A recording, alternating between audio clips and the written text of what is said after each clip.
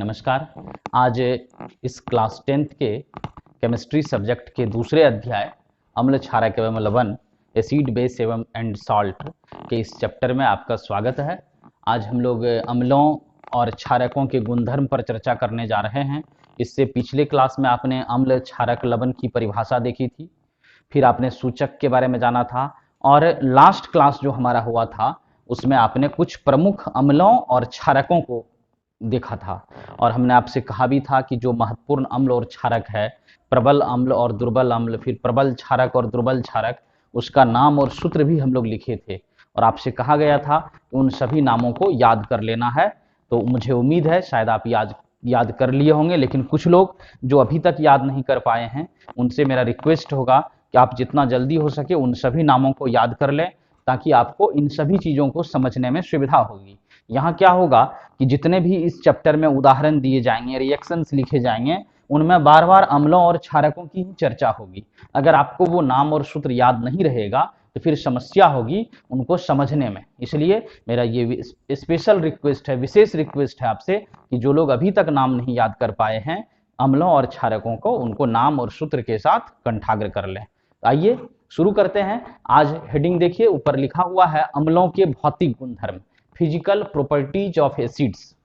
अब ये भौतिक गुणधर्म और रासायनिक गुणधर्म है, पीछे भी कहीं चर्चा हुई होगी पहले अध्याय में कि भौतिक गुणधर्म का मतलब होता है कि जो गुण, जो प्रॉपर्टी आपको बाहर से दिखता है वही है भौतिक गुणधर्म। तो और रासायनिक गुणधर्म जो अंदर की आंतरिक प्रॉपर्टी जो होती है, भीतरी गुण जो होता है, वो कहलाता है रासायनिक गुणधर्म। तो हम लोग बारी बारी से अम्ल और क्षारक के भौतिक और रासायनिक गुणधर्म पर, फिजिकल एंड केमिकल प्रॉपर्टीज पर चर्चा करने जा रहे हैं। तो आइए पहले शुरू करते हैं अम्लों के भौतिक गुणधर्म, फिजिकल प्रॉपर्टीज ऑफ एसिड्स। तो अम्ल का कौन कौन सा भौतिक गुणधर्म है आपको बताया गया था, निचले कक्षाओं में भी आपने पढ़ा होगा कि अम्ल जो होता है वह स्वाद में प्रायः खट्टा होता है। अम्ल क्या होता है? स्वाद में प्रायः खट्टा होता है। यहां देखिए लिखा हुआ है कि यह स्वाद में प्रायः खट्टा होता है। दूसरा हो गया, प्रायः का मतलब यह है कि लगभग जितने भी अम्ल हैं अधिकांश अम्ल खट्टे होते हैं। सभी अम्ल खट्टे नहीं होते हैं, ये नहीं लिखा गया कि सभी अम्ल खट्टे होते हैं, लेकिन अधिकांश अम्ल खट्टे होते हैं। अब इसके पीछे कारण क्या है कि खट्टे होते हैं? तो ऐसा नहीं कि आप अम्ल को चख लें जा करके, क्योंकि आपके घर में अगर बैटरी होगी तो उस बैटरी में भी अम्ल रहता है, सल्फ्यूरिक अम्ल रहता है, H2SO4 रहता है, लेकिन कभी भी ऐसे जो प्रबल अम्ल है, स्ट्रॉन्ग एसिड है, उसको कभी भी चखना नहीं है हम लोगों को। उसको चखना हमारे स्वास्थ्य के लिए घातक हो सकता है, उस पर आगे चर्चा करेंगे अभी। इसलिए लेकिन जितने भी अम्ल, जैसे नींबू के रस में अम्ल है, इमली में अम्ल है, टमाटर में अम्ल है, दही में अम्ल है, इन सभी अम्लों को तो आपने चखा होगा। और अम्ल के कारण ही ऐसे पदार्थों में जो खट्टापन का स्वाद रहता है, इसलिए आपको याद रखना है कि अम्ल प्रायः क्या होता है? खट्टा होता है। दूसरा भौतिक गुणधर्म है, इसमें तीक्ष्ण गंध होता है। तीक्ष्ण मतलब तेज गंध होती है। आप याद कीजिए, जब आप सल्फ्यूरिक अम्ल को सूंघे होंगे, कभी बैटरी के ढक्कन को खोले होंगे, तो वो गंध जो आई होगी आपके नाकों तक, तो बड़ा तीक्ष्ण तीखा गंध होता है। अम्लों में तीक्ष्ण गंध होता है, तीखा गंध होता है। फिर तीसरा गुण है कि अम्ल प्रायः रंगहीन होता है, कलरलेस होता है, इसमें कोई रंग नहीं होता है। जैसे पानी के बारे में देखिए, जो पानी है हमारा एक द्रव है, बहुत ही महत्वपूर्ण द्रव है, तो उस पानी में भी कोई गंध नहीं होता है, वह गंधहीन होता है। तो इस तरह से पहला गुण हो गया कि स्वाद में खट्टा होगा, दूसरा तीक्ष्ण गंध होगी, तीसरा हो गया कि रंगहीन होगा। चौथा गुण है कि अम्ल में संक्षारक का गुण होता है, कोरोसिव प्रॉपर्टी होता है। संक्षारक का गुण का मतलब हो गया, कोरोसिव प्रॉपर्टी का मतलब हो गया कि ये जैसे ही किसी धातु के संपर्क में आएगा तो उसको संक्षारित कर देगा, जंग लगा देगा। संक्षारण के बारे में आपने पिछले अध्याय में पढ़ा है। जो लोग अभी तक नहीं पढ़ पाए हैं उनसे भी मैं निवेदन करूंगा कि आप पहले चैप्टर जो केमिकल रिएक्शंस एंड इक्वेशंस है उसके सारी वीडियोज यूट्यूब पर है, आप वहां जाइए, चैनल को देखिए, खोलिए और वहां सारा वीडियोज आपको मिल जाएगा। तो वहां से आप पढ़ करके समझ सकते हैं इन बातों को। तो ये अम्ल जो होता है उसमें संक्षारक का गुण होता है, जिसके कारण धातुएं संपर्क में आने पर संक्षारित हो जाती है अथवा जंग लग जाती है उसमें। ये संक्षारक का गुण होता है अम्लों में। फिर उसके बाद 5वें नंबर पर आइए कि प्रबल अम्ल जो स्ट्रॉन्ग एसिड होता है, वो प्रबल अम्ल है सजीव कोशिकाओं को जला सकता। अब देखिए ये बहुत ही खतरनाक हो सकता हमारे लिए, अगर कोई प्रबल अम्ल, जैसा कि आपने सल्फ्यूरिक अम्ल का नाम पर लिखा था, हाइड्रोक्लोरिक अम्ल लिखा था, नाइट्रिक अम्ल लिखा था, ये सब जो प्रबल अम्ल होते हैं, शक्तिशाली अम्ल होते हैं, ये अम्ल क्या होगा कि अगर हमारे कोशिकाओं पर पड़ जाए, हमारे त्वचा पर, शरीर पर पड़ जाए, तो हमारे त्वचा को जला सकता है, क्षतिग्रस्त कर सकता है। इसलिए लिखा गया है, ये पांचवा भौतिक गुणधर्म है कि प्रबल अम्ल सजीव कोशिकाओं को जला सकता है। ये अम्लों का भौतिक गुणधर्म है, फिजिकल प्रॉपर्टीज है। और शायद आप इसको नोट भी कर रहे होंगे। नोट करने के लिए हम यहाँ रुकते इसलिए नहीं है क्योंकि टाइम की कमी रहती है, कम से कम समय में अधिक से अधिक काम करना रहता है। इसलिए आप जब घर में बैठ करके वीडियो देख रहे हैं, इसको लिख रहे हैं, तो लिखते समय अगर आपको असुविधा होती है तो आप वीडियो को रोकें, पाउज करें और वहीं पर फिर देख लें। जब पूरा आप लिख लेते हैं, कंफर्म हो जाते हैं, तब फिर वीडियो को आगे बढ़ाएं। इस तरह से धीरे धीरे करके आप स्टेप बाय स्टेप काम करें। लेकिन यहाँ चूंकि हमारे पास समय की कमी रहती है, जल्दी से जल्दी अधिक काम करना रहता है, इसलिए हम जल्दी से निकलते हैं और अब आते हैं अम्लों के रासायनिक गुणधर्म पर, केमिकल प्रॉपर्टीज पर। तो जो केमिकल प्रॉपर्टीज है, रासायनिक गुणधर्म है, उसके बारे में हमने आपको कहा कि रासायनिक गुणधर्म जो है वो अम्लों के रासायनिक गुणधर्म में पहला गुणधर्म है धातु के साथ अभिक्रिया, रिएक्शंस विथ मेटल। अब मेटल, धातु, अधातु और उपधातु 9th क्लास में बहुत लोग पढ़े होंगे और 10th में इसके बाद का चैप्टर भी है धातु अधातु, वहां और विस्तारित रूप में पढ़ेंगे। लेकिन तत्काल इतना तो आपने सुना होगा कि धातु क्या होता है, जो आघातवर्ध होती है, तन्य होती है, विद्युत और उष्मा के सुचालक होते हैं। प्रायः यही सब गुण है धातु में, जैसे लोहा है, एल्युमिनियम है, सोना है, चांदी है, सोडियम, मैग्नीशियम, ये सभी धातुएं हैं। तो धातु के साथ अम्ल कैसे रिएक्शन करता है, कैसे अभिक्रिया करता है, उसको हम लोग देख रहे हैं। यहां लिखा गया है अधिकांश तनु अम्ल। अब देखिए तनु और सांद्र, ये दो अम्ल का प्रकार है। आपने निचले कक्षाओं में पढ़ा होगा, तनु अम्ल का मतलब हो गया कि जिस अम्ल में जल की मात्रा अधिक रहेगी, जिस अम्ल में जल की मात्रा अधिक रहेगी उसको तनु अम्ल कहेंगे, और जिस अम्ल में जल की मात्रा कम रहेगी उसको सांद्र अम्ल कहते हैं। यहाँ हम लोग तनु अम्ल के बारे में बात कर रहे हैं। और जो तनु अम्ल होते हैं, अधिकांश तनु अम्ल धातु के साथ अभिक्रिया करके, किसके साथ अभिक्रिया करके, धातु के साथ अभिक्रिया करके हाइड्रोजन गैस मुक्त करती है, हाइड्रोजन गैस उत्पन्न करती है। और साथ में क्या निकलता है, तो संगत धातु के लवण का निर्माण होता है। आइए इसको एग्जाम्पल, उदाहरण के द्वारा समझें। ये जो सोडियम एक धातु है, Na सोडियम एक धातु है, और HCl तो आपने याद किया ही है, ये हाइड्रोक्लोरिक अम्ल है। तो सोडियम धातु जब इस हाइड्रोक्लोरिक अम्ल से, हाइड्रोक्लोरिक एसिड से ये रिएक्शन करता है, अभिक्रिया करता है, तो देखिए धातु सोडियम का लिए थे तो लवण भी बनेगा सोडियम का, क्योंकि हम लोग ऊपर लिख चुके हैं कि संगत धातु के लवण। संगत धातु के लवण मतलब जिस धातु से आप अम्ल की अभिक्रिया करवा रहे हैं उसी धातु के लवण का निर्माण होगा। तो यहां सोडियम की अभिक्रिया हाइड्रोक्लोरिक अम्ल से करवाते हैं, इसलिए सोडियम धातु का लवण बन गया NaCl। तो NaCl यह सोडियम क्लोराइड जो साधारण नमक है, कॉमन साल्ट है हमारा, ये नमक हो गया, लवण हो गया, और साथ में ये हाइड्रोजन गैस मुक्त होती है। ये तीर का निशान ऊपर की तरफ जो है आपको याद होगा, ये भी हम लोग पिछले चैप्टर में पढ़े थे कि ऊपर की तरफ है, इसका मतलब गैस है और ये मुक्त हो जाती है, ऊपर चली जाती है, इसलिए यहाँ तीर का चिन्ह ऊपर की तरफ है। तो आपको याद रखना है कि अधिकांश धातुएं, खास करके जो तनु अम्ल से जब अभिक्रिया करेगी धातु, तो यह क्या करेगा, उस धातु का लवण बनाएगा। जिस धातु से अम्ल की अभिक्रिया होगी, तो संगत का मतलब हुआ वही कि जिस धातु से अम्ल की अभिक्रिया करवाएंगे उसी धातु के लवण का निर्माण होगा, और साथ में कौन सी गैस निकलेगी, हाइड्रोजन गैस मुक्त होगी, H2 गैस मुक्त होगी। कई बार बोर्ड परीक्षाओं में पूछा गया है कि धातुओं की अभिक्रिया अम्ल से करवाने पर कौन सी गैस मुक्त होती है, धातुओं की अभिक्रिया अम्ल से करवाने पर कौन सी गैस मुक्त होती है, तो आपको याद रखना है हाइड्रोजन गैस मुक्त होती है, H2 गैस मुक्त होती है। क्लियर।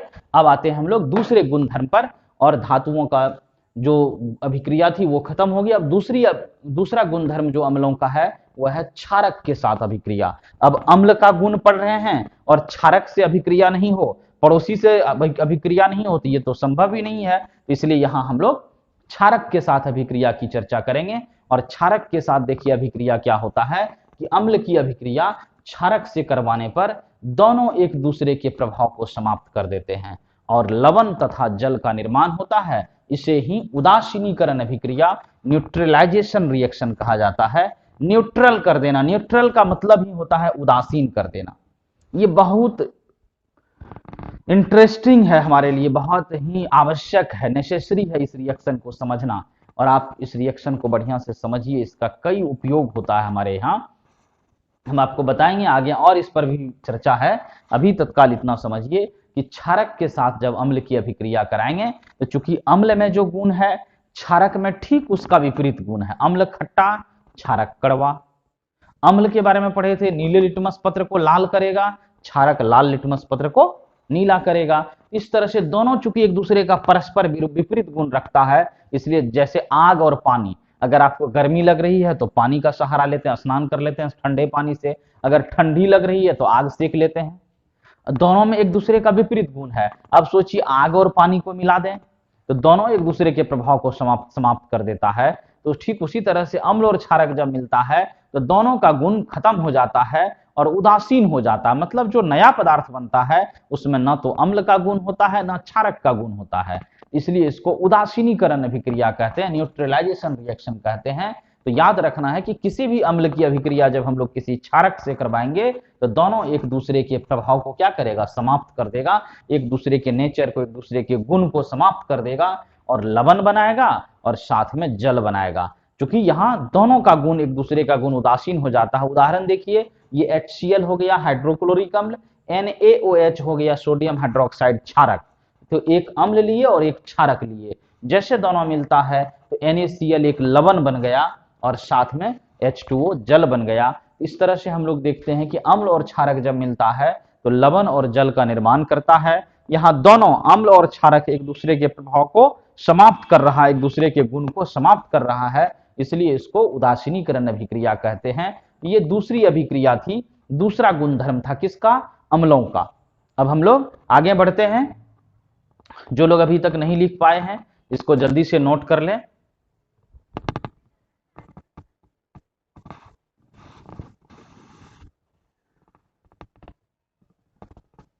और हमने अभी शुरुआत में कहा भी कि जिनको लिखने में कठिनाई होती है तो आप वीडियो को पॉज करें, रोकें और फिर उसको लिख लें, फिर आगे बढ़ावें। तो चलिए हम आगे बढ़ते हैं, अगले गुणधर्म पर आते हैं। ये तो दूसरा गुणधर्म था। पहला रासायनिक गुणधर्म धातु के साथ अभिक्रिया, दूसरा रासायनिक गुणधर्म हो गया क्षारक के साथ अभिक्रिया। अब अम्लों के अगले गुणधर्म पर हम लोग आते हैं, तीसरे गुणधर्म पर।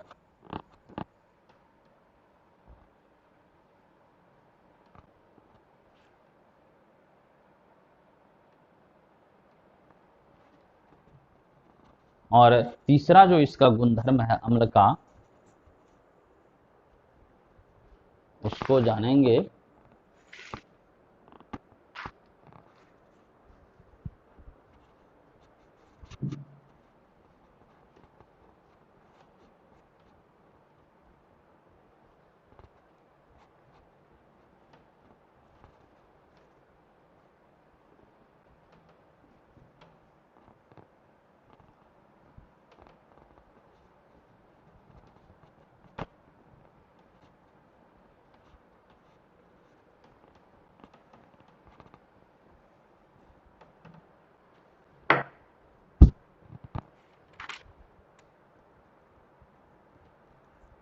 तीसरा नंबर लिखते हैं धातु के कार्बोनेट के साथ अभिक्रिया।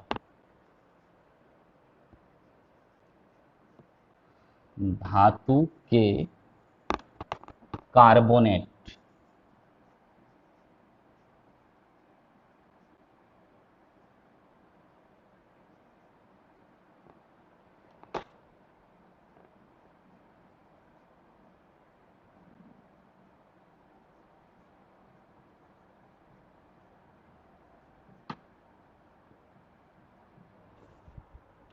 धातु के कार्बोनेट के साथ अभिक्रिया। आइए देखिए, जब अम्ल की अभिक्रिया धातु के कार्बोनेट के साथ करवाते हैं तो क्या होता है, ये लवण बनाता है, कार्बन डाइऑक्साइड गैस बनाता है और जल बनाता है। तो लिखेंगे हम लोग जब अम्ल की अभिक्रिया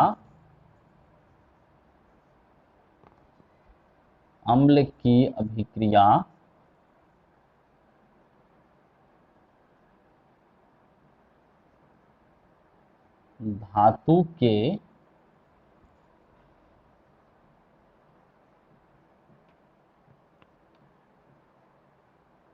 कार्बोनेट से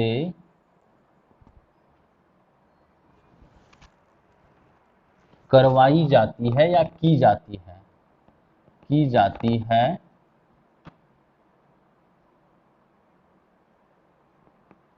तो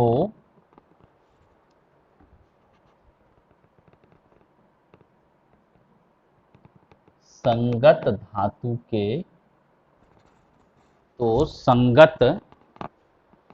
धातु के लवण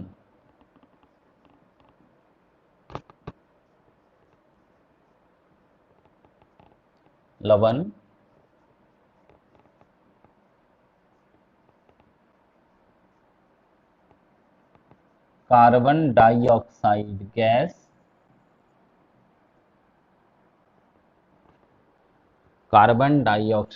गैस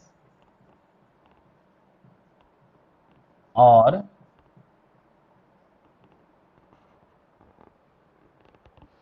जल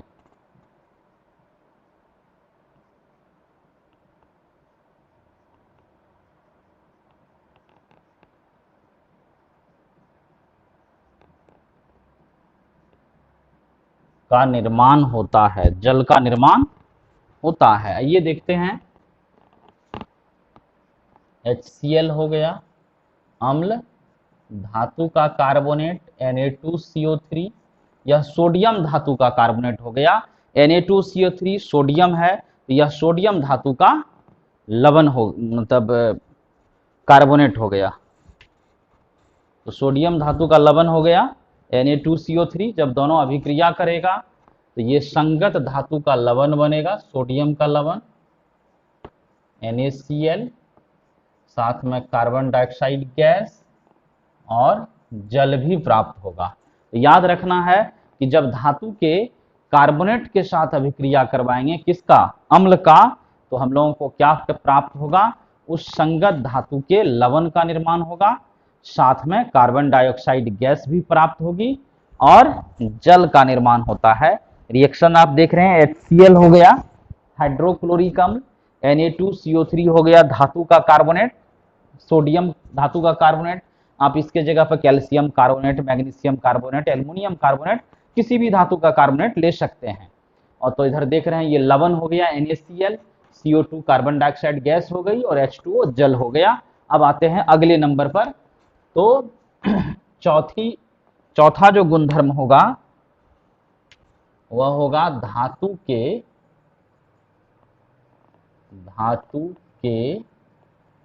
बाइकार्बोनेट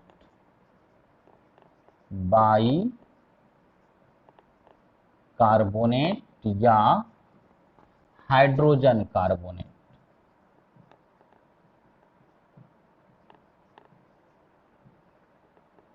हाइड्रोजन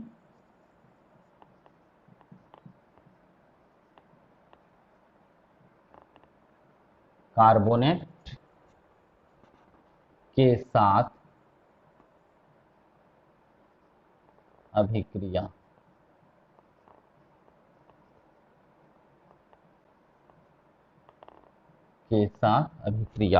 आइए देखते हैं कि जब हम लोग अम्ल की अभिक्रिया किससे करवाएंगे, धातु के बाइकार्बोनेट या हाइड्रोजन कार्बोनेट के साथ अभिक्रिया होगी तो क्या होगा। आपने मूलक याद किया था ना, HCO3 जिसको बाइकार्बोनेट भी कहे थे या हाइड्रोजन कार्बोनेट भी कहे थे, तो सेम वही रिएक्शन होती है। जब अम्ल की अभिक्रिया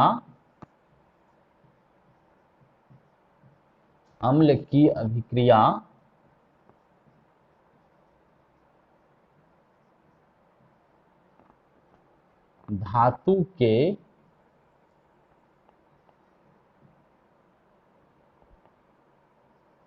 बाइकार्बोनेट, बाइकार्बोनेट या हाइड्रोजन कार्बोनेट।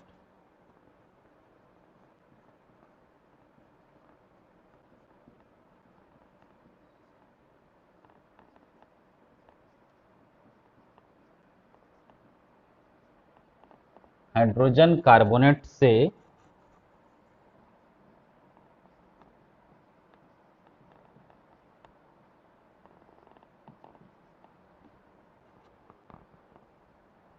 करवाई जाती है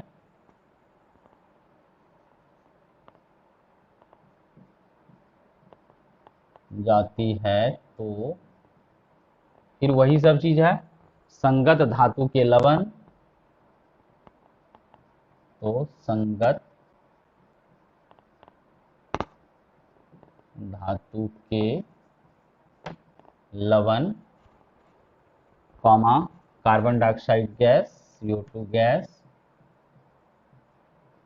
और जल H2O का निर्माण होता है।